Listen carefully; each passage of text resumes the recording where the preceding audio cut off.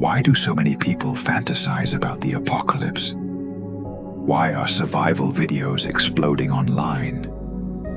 Why does a part of you feel strangely calm when imagining the world collapsing? This video goes deeper than fear, deeper than danger. This is about a wound inside humanity, a wound we keep trying to heal by imagining everything burning down.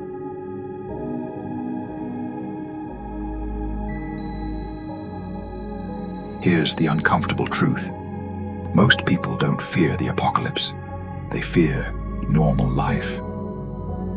Normal life is bills, expectations, emotional numbness, loneliness. A world moving too fast for the human heart, but in survival scenarios.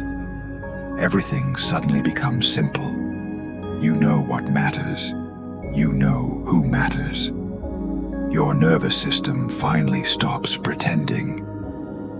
The apocalypse strips away the noise, and people are starving for that kind of clarity.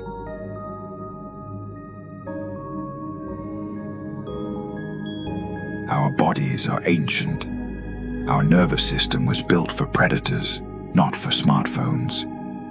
We were wired to scan for threats, detect danger, survive in chaos, react in milliseconds. But modern life removed the predators.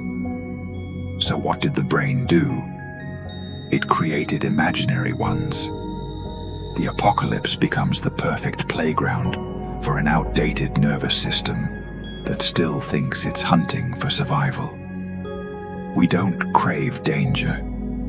We crave the focus that danger gives us. Because in survival mode, the mind stops overthinking and finally does what it was built to do.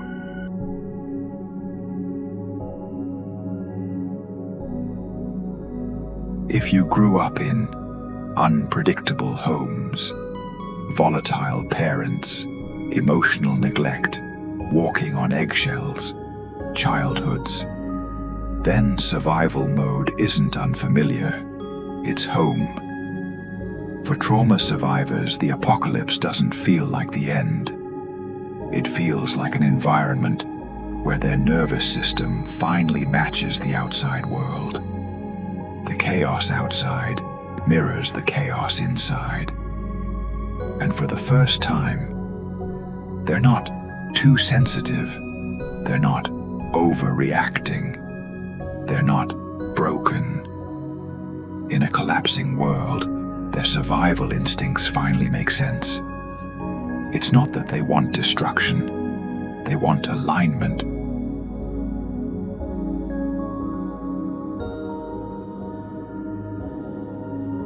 Modern life numbs us. Scrolling, notifications, dead routines, fake connection. We feel everything and nothing at the same time. But survival gives intensity. It gives adrenaline. It gives feeling. The apocalypse is the fantasy of waking up a part of yourself that modern society killed. Humans aren't addicted to fear. They're addicted to feeling alive.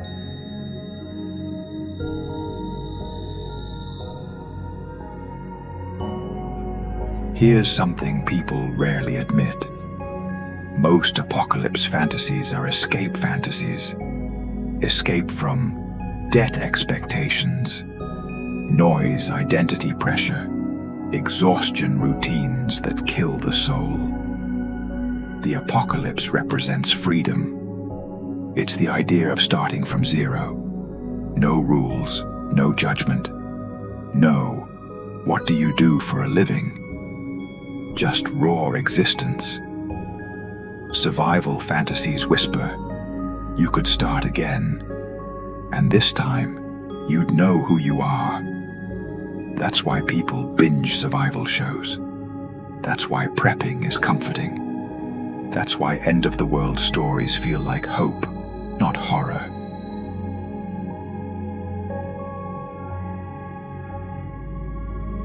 AI, relationships, people feel powerless. But prepping gives the mind a drug called control. Choosing what gear to pack, learning survival tricks, planning escape routes. It converts helplessness into capability. Even imagining surviving the apocalypse gives a hit of self-worth.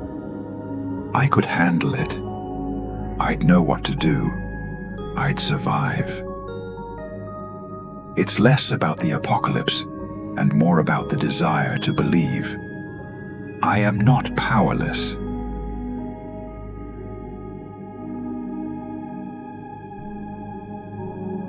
There's a psychological concept called defensive pessimism.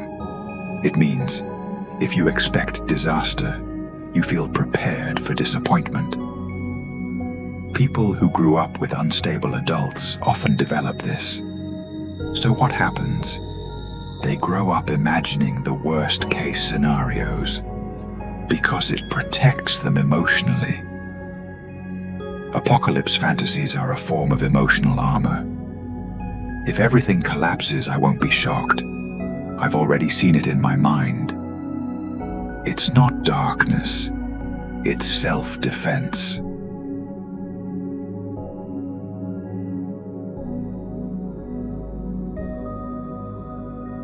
We're living in one of the most anxious eras in human history. You can feel it.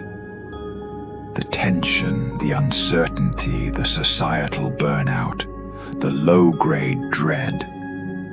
When millions feel the same fear at the same time, the culture shifts toward apocalyptic narratives. Movies, games, TikTok trends, YouTube survival videos, they all reflect the same collective anxiety. We're not preparing for the end. We're trying to process emotions that society refuses to talk about. Climate grief, loneliness, economic fear, identity crisis, speed of technology. The apocalypse becomes a metaphor for everything we cannot say.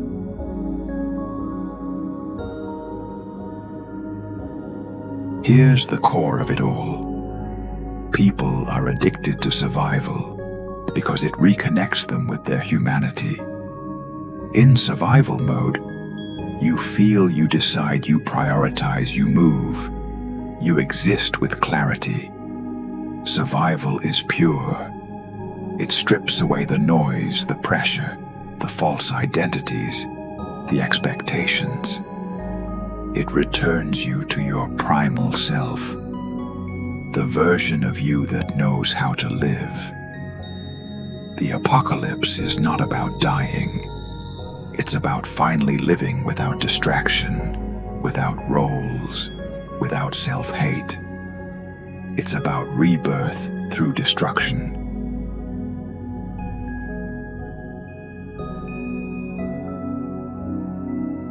Most people misunderstand their apocalypse obsession. It's not darkness. It's not hopelessness. It's not a wish for the world to burn.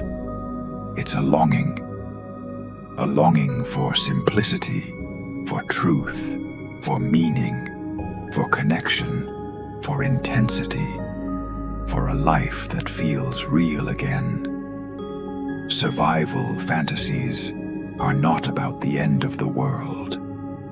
They're about the end of emotional numbness. And maybe that's the real apocalypse we're waiting for. Not the collapse of society, but the collapse of the false selves we built to survive it.